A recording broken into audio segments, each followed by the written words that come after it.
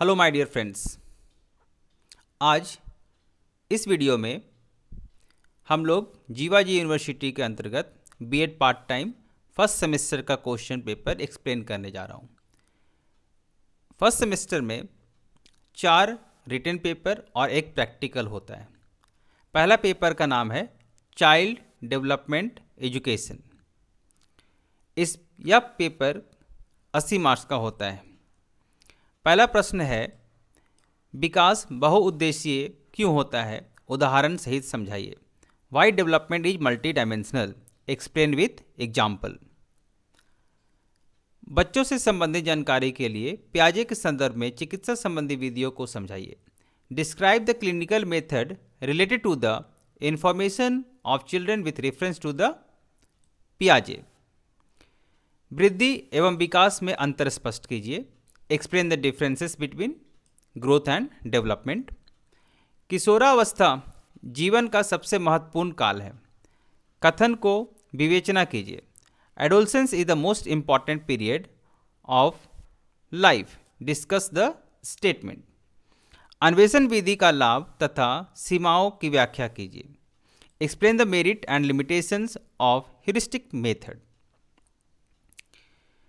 Next question है, वृद्धि एवं विकास में वंशानुक्रम एवं वातावरण की भूमिका का वर्णन कीजिए। Explain the role of heredity and environment in growth and development. Next question है, बाल केंद्रित शिक्षा की अवधारणा, तत्व एवं विशेषताओं को समझाइए। Explain in details concept, elements and characteristics of child centred method. Next question है, शिक्षण के सामान्य सिद्धांतों का उल्लेख कीजिए। Describe the normal principle of teaching theory. और लास्ट क्वेश्चन है, यानी कि 5वां क्वेश्चन है, व्यक्तित्व माप की प्रोजेक्टिव तथा गैर प्रोजेक्टिव तकनीकों के बीच अंतर कीजिए। Differentiate between project and non projective and non projective techniques of personality measurement. अथवा थॉर्नडाइक का प्रयत्न एवं मूल सिद्धांत क्या है, इसकी शिक्षण में उपयोगिता भी लिखिए। What is Thorndike trial error theory and right it's importance of teaching. ये पहला पेपर था। अब दूसरा पेपर है जिसका नाम है understanding discipline and subject. Understanding discipline and subject, यह पेपर 40 मार्क्स का होता है और इसमें कोई 5 प्रश्नों का उत्तर देना होता है। पहला प्रश्न है, विद्यालय स्तर पर अनुशासन का अर्थ एवं उसका स्वरूप बताइए। Explain the meaning and nature of discipline at school level. Second question है, अनुशासन के विभिन्न सिद्धांतों की विवेचना कीजिए। हमारे विद्यालय के लिए उनमें से उपयुक्त कौन सा सिद्धांत है, बताइए। Throw light on the various forms of discipline, which of them are most appropriate in our school, right. Next question है, शिक्षा के अनुशासन पर आधुनिक विचारों को स्पष्ट कीजिए। Give a modern view on discipline in education. Next question है, अनुशासन के दार्शनिक सिद्धांतों को स्पष्ट कीजिए। अनुशासन के दार्शनिक सिद्धांतों को स्पष्ट कीजिए। Right the philosophical theories of discipline. अनुशासन को शिक्षा का प्रभावी अभिकरण बनाने के उपाय लिखिए। Measure to make discipline an effective agency of education. पाठ्यक्रम निर्माण के मनोवैज्ञानिक आधार लिखिए। Write the psychological base of curriculum construction. मूल्यों के विकास में अनुशासन की भूमिका लिखिए। Write the role of discipline inculcation of values. Inculcation of values. और लास्ट क्वेश्चन है, टीपी नन। अनुशासन का अर्थ है अपनी भावनाओं और शक्तियों को नियंत्रण के अधीन करना, जो अव्यवस्था को व्यवस्था प्रदान करता है। इस कथन को स्पष्ट कीजिए।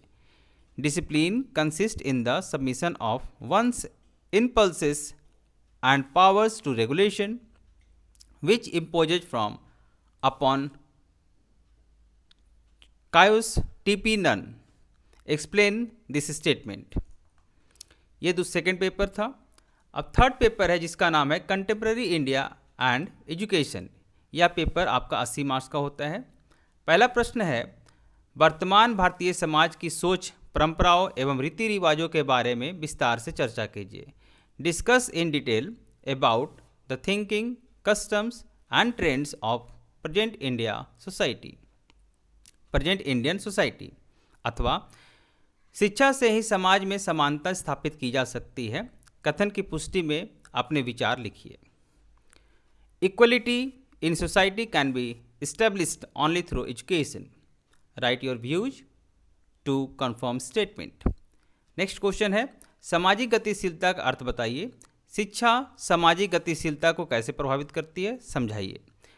Describe the meaning of social mobility. How education affect social mobility, explain. अथवा शिक्षा का अर्थ, उद्देश्य एवं कार्यों को समझाते हुए वर्तमान शिक्षा परिदृश्य में महात्मा गांधी जी के अनुसार शिक्षा व्यवस्था का मूल्यांकन कीजिए। Explaining the meaning, objectives and functions of education, evaluate the education system of Sri Mahatma Gandhi in present education perspective. Next question है, यथार्थवाद व आदर्शवाद की मुख्य विशेषताएं समझाते हुए शिक्षा पद्धति में इनके शैक्षिक निहितार्थ पर अपने विचार लिखिए।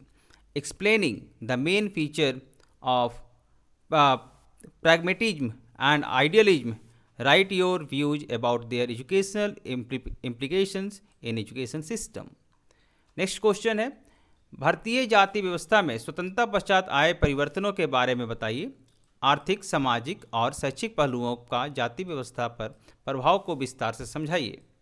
Describe the changes came in Indian caste system after the independence. Discuss about the impact of economic, social and educational aspects on caste system. Next question है, राष्ट्रीय शिक्षा नीति 1986 और संशोधित शिक्षा नीति के मुख्य बिंदुओं को विस्तार से समझाइए। Explain in details about the main points of revised education policy and NPE 1986। और भारतीय संविधान में बाल अधिकार अधिनियमों को विस्तार से लिखिए। Right in detail about the child right acts in the Indian constitution. Next question है, भारतीय स्वस्थ भारत अभियान का अर्थ समझाते हुए इसके कार्यान्वयन और पर्यावरणीय शिक्षा की भूमिका स्पष्ट कीजिए। Explain the meaning of Swachh Bharat Abhiyan, clarify the role of environmental education. अथवा वर्तमान परिदृश्य में व्यावसायिक शिक्षा का अर्थ एवं विशेषताएं समझाते हुए उसका शिक्षा में महत्व लिखिए। Write the importance of vocationalization of education, explaining its meaning and characteristics in present scenario. ये तीसरा पेपर था। और लास्ट पेपर है जिसका नाम है लैंग्वेज अक्रॉस करिकुलम। यह 40 मार्क्स का एग्जाम होता है। पहला प्रश्न है, शिक्षक होने के नाते आप विद्यार्थियों को पुस्तक से नोट्स बनाने एवं उन्हें सुव्यवस्थित करने के लिए कैसे प्रेरित करेंगे। Being a teacher, how will you motivate the students to make notes from the books and recognise them in a proper वे।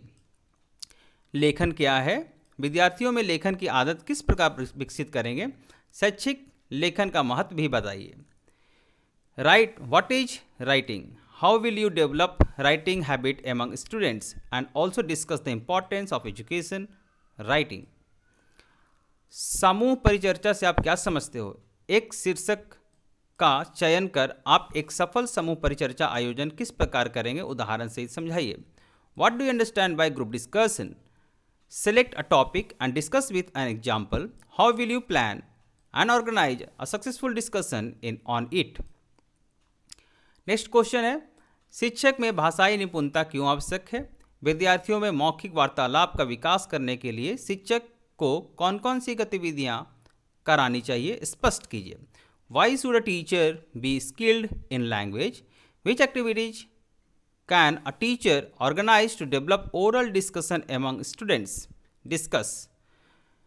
शोध प्रकरण, पांचवा प्रश्न है, शोध प्रकरण के चयन हेतु निर्देशित बिंदुओं की सूची बनाएं और उनकी व्याख्या करें. Enlist the guiding point for selecting a research topic and also explain them. Next question है, वाचन को परिभाषित कीजिए. वाचन की आवश्यकता एवं महत्व को स्पष्ट कीजिए. Define reading. Clarify the need and importance of reading. और लास्ट प्रश्न है, पाठ्य पुस्तक के एवं संदर्भ पुस्तक में अंतर स्पष्ट कीजिए एवं अनुसंधान कार्य में संदर्भ ग्रंथों की भूमिका बताइए. Clarify the difference between a text book and a reference book. Also discuss the role of reference book in our research work. So my dear friends, हमने चारों प्रश्न जो कि बीएड फर्स्ट सेमेस्टर में 4 पेपर थे, चारों पेपर का मैंने प्रश्न एक्सप्लेन किया. आई होप आपको ये वीडियो पसंद आया होगा. Thank you. Have a nice day.